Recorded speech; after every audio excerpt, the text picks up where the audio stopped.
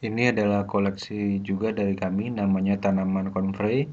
Konfrei ini seperti tapak liman ya, dia di bawah dan bentuknya seperti matahari ini tanamannya.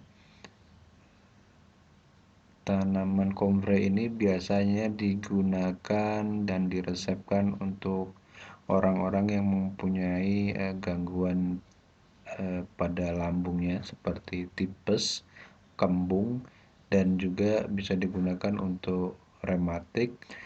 Untuk lebih jelasnya kita akan buatkan videonya bila ada kesempatan di lain hari yang lebih jelas lagi bagaimana cara meresepkan, meramukan atau membuat raciannya seperti apa.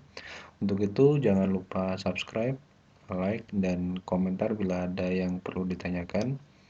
Oke, sementara itu dulu. Salam sehat, salam herbal.